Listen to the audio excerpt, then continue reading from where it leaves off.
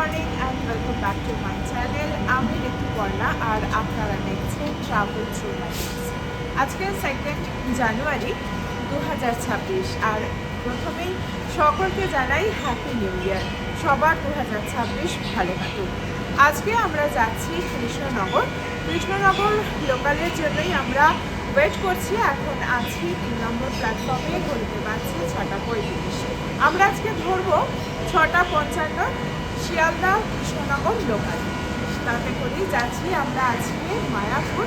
আর শীত বেশ জাঁকিয়ে পড়েছে, চারিদিকে এখনও কুয়াশা, কনকনে ঠান্ডা, তো কোথাও তো যেতে ইচ্ছে করেই। তো আজকে আমরা চলে যাচ্ছি ওই জন্যই মায়াপুর, মায়ার নগর মায়াপুরে। তো চলুন, জার্নির সমস্ত তথ্য খুঁটিনাটি আমি আপনাদের সঙ্গে শেয়ার করব এই ভিডিওর মাধ্যমে। আশা করি ভিডিওটা ভালো লাগবে।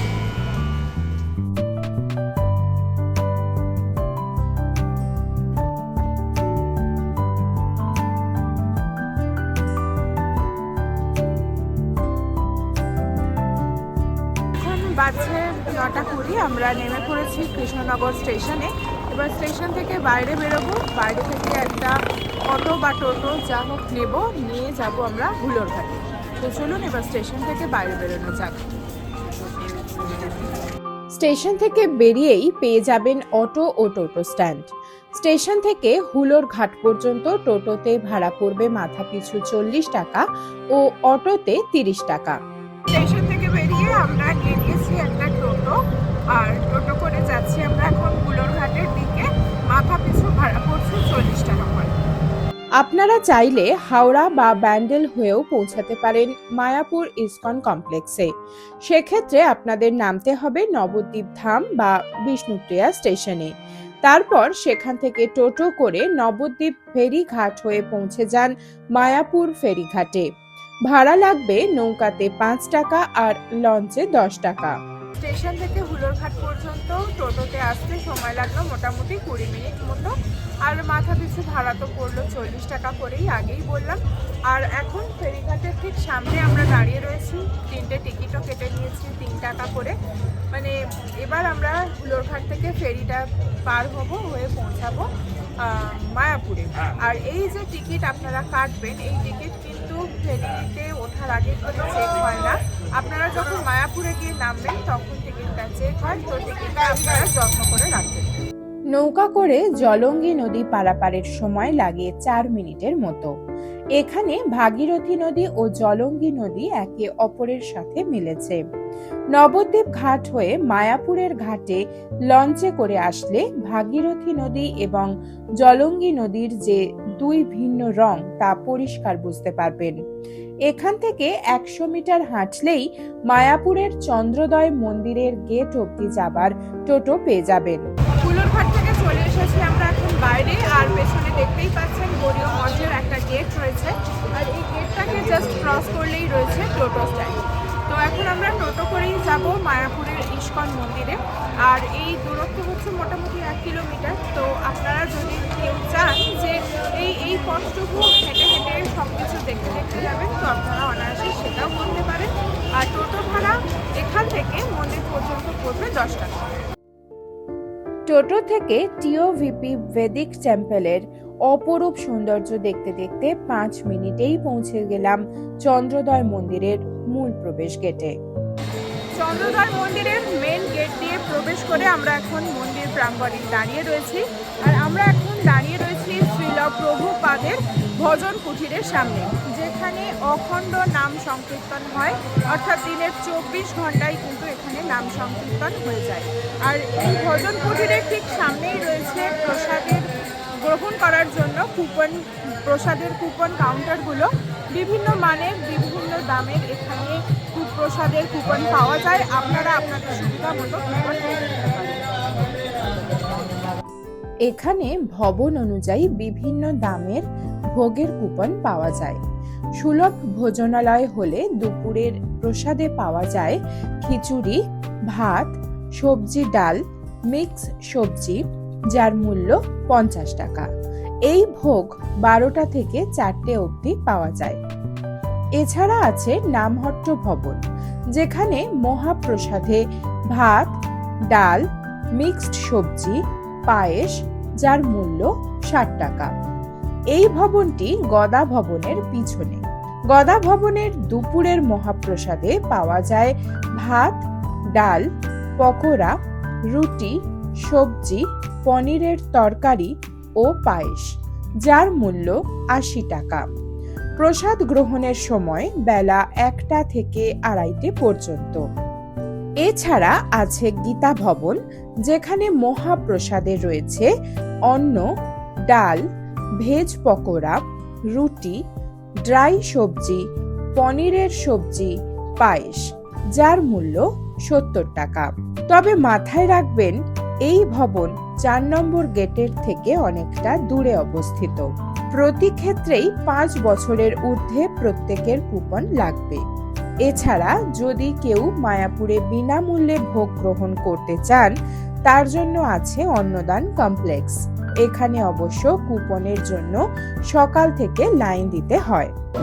সিধা মায়াপুর অ্যাপ ডাউনলোড করুন। সেখানে আপনারা সম্পূর্ণ বিনামূল্যে এসেছি আর এবার আমরা যাচ্ছি চন্দ্রদয় মন্দিরে, অর্থাৎ মূল মন্দির প্রাঙ্গণে।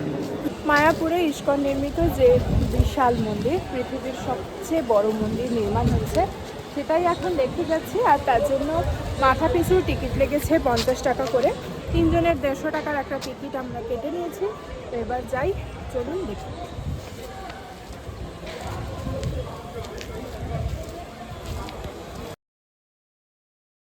এখন আছি নরসিংহদেবের মন্দিরের জায়গাটায়।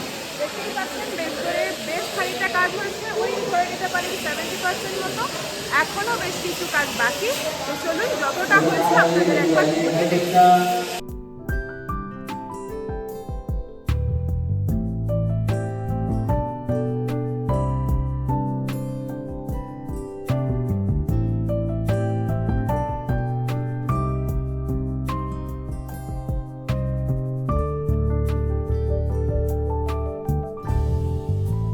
কি দেখায় জীব এইখানে এক অদ্ভুত মন্দির হইবে প্রকাশ, গৌরাঙ্গের নিত্য সেবা হইবে বিকাশ।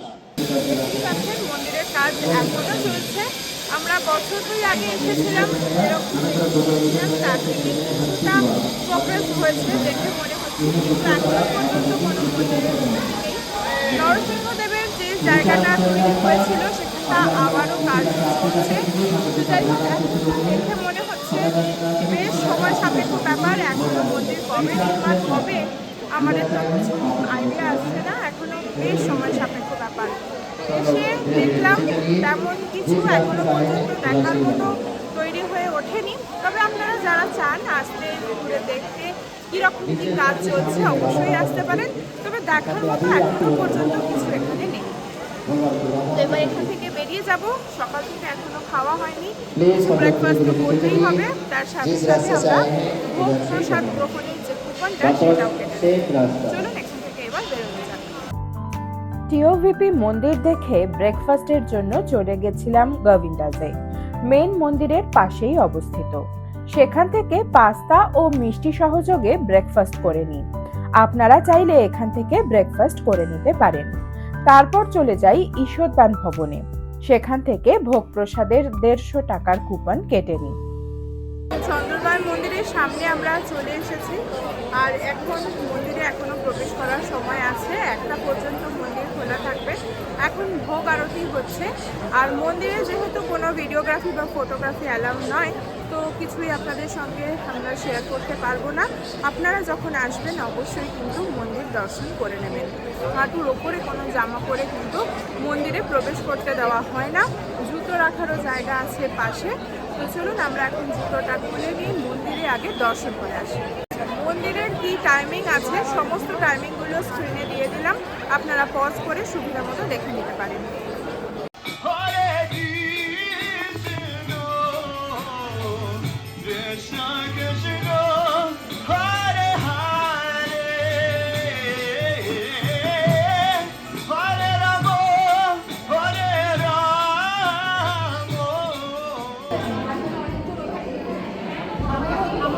ঈশ্বরদান ভবনের যে ডাইনিং রুম আছে, সেখানে এখানে ভোগ প্রসাদ পরিবেশন করা হয়েছে। তো দেখতেই পাচ্ছেন থালাটায় কী কী তরকারি রয়েছে, অনেক রকমেরই আইটেম রয়েছে। তো চলুন এবার আমরা এখানে ভোগ প্রসাদ গ্রহণ করি। এবার আমরা যাচ্ছি গোশালার দিকে। দূরত্ব খুব বেশি নয়, আপনারা চাইলে হেঁটে পৌঁছে যেতে পারেন। মন্দিরের সামনে থেকে গোশালা পর্যন্ত ভাড়া পড়ে মাথাপিছু 10 টাকা। ঈশ্বরদান ভবন থেকে লাঞ্চ সেরে আমরা এখন চলে এসেছি গোশালাতে। একটা টোটো নিয়ে নিলাম, ভাড়া পড়লো ঈশ্বরদান ভবন থেকে গোশালা পর্যন্ত 15 টাকা। আর দেখতেই পাচ্ছেন পেছনে গোশালারই দুধের তৈরি নানান রকম দুগ্ধজাত প্রোডাক্ট, যেগুলো দই, ঘি এগুলো সমস্ত এখানে বিক্রি হচ্ছে। আর এই স্টলেরই ঠিক পেছনে রয়েছে গোশালা। তো চলুন গোশালাটা একবার ঘুরে দেখি। এই গোশালায় বিভিন্ন সাইজের ও জাতের গরু আছে। আলাদা আলাদা ভাগ ভাগ করে প্রচুর গরু রাখা রয়েছে। এখানে খাওয়ানোরও ব্যবস্থা রয়েছে। বিভিন্ন রকম মূল্যে বিভিন্ন খাবার খাওয়ানো যায়। আর কিন্তু খুব সুন্দরভাবে পরিচর্যা করা হয় এখানে। কিন্তু এখানে বাইরের খাবার খাওয়ানোর নিষেধাজ্ঞা রয়েছে। তো গোশালা তো ঘুরে দেখলাম, তার সাথে সাথে আপনাদের সাথেও শেয়ার করলাম। তো এবার গোশালা থেকে বেরিয়ে যাব।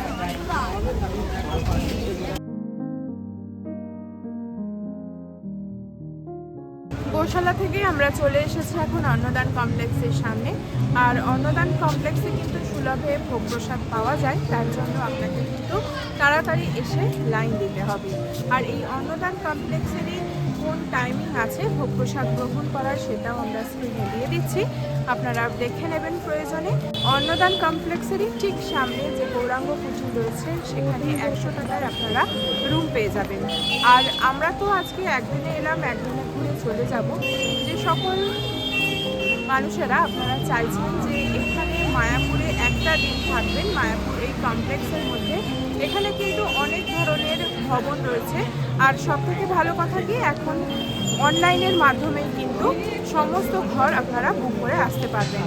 আর বুকিং করার নাম্বার আর ওয়েবসাইটটা আমি স্ক্রিনে দিয়ে দিলাম। যদি আপনারা মায়াপুরে ইসকন কমপ্লেক্সের মধ্যে থাকতে চান, তবে মাথায় রাখবেন সমস্ত ভবনই এখন অনলাইনে বুক করা যায়, কিন্তু ভবন অনুযায়ী ভাড়া ভিন্ন। 1 নম্বর গেট দিয়ে এন্ট্রি করে খুবই কাছে রয়েছে গদা ভবন ও পদ্ম ভবন। চন্দ্রোদয় মন্দিরের লাগোয়া আছে শঙ্খ ভবন। 4 নম্বর গেট দিয়ে প্রবেশ করলেই পাবেন গীতা ভবন, বংশী ভবন ও ঈশ্বরদান ভবন। মায়াপুরে থাকার জন্য পুরনো যে ভবনসগুলো ছিল সেগুলো তো আছেই। এবার এসে দেখলাম নতুন সংযোজন হয়েছে শ্রীল প্রভুপাদ ভিলেজ, যেটা খুবই সুন্দর, আমার তো বাইরে থেকে দেখে মনে হচ্ছে। আর এরও কন্ট্যাক্ট নাম্বার আমি স্ক্রিনে দিয়ে রাখবো। ভীষণ সুন্দর, আপনারা চাইলে এখানেও থাকতে পারেন। 2 রকম ক্যাটেগরির রুম আছে, এসি আর non AC. Non AC charge 1500 টাকা আর এসি 2500 টাকা।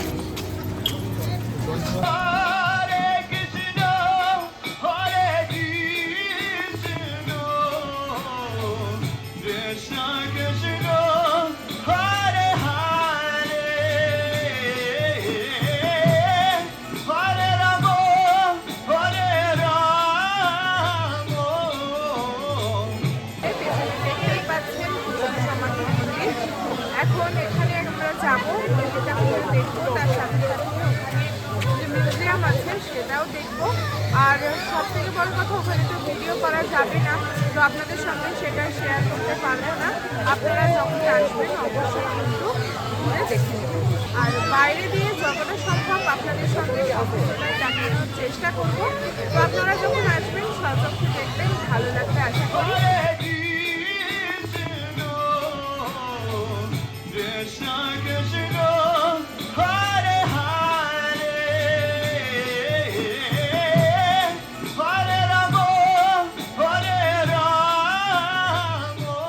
আজকে ভিডিওটা এখানেই শেষ করছি। আশা করি ভালো লাগলো। কীরকম লাগলো অবশ্যই কমেন্ট করে জানাতে ভুলবেন না। আর ভালো লাগলে একটা লাইক কমেন্ট করতেও কিন্তু ভুলবেন না। আর যারা নতুন দেখলেন এই ভিডিওর মাধ্যমে আমাকে, আর ভিডিওটা যদি ভালো লেগে থাকে সাবস্ক্রাইব করে পাশে থাকতে ভুলবেন না। পাশে থাকা বেল আইকনটাও প্রেস করে রাখবেন, তাহলে পরবর্তী ভিডিওর নোটিফিকেশন আপনার কাছে পৌঁছে যাবে। তো আজকে এই পর্যন্তই, দেখা হচ্ছে খুব তাড়াতাড়ি নতুন কোনো জায়গার নতুন কোনো ভিডিও।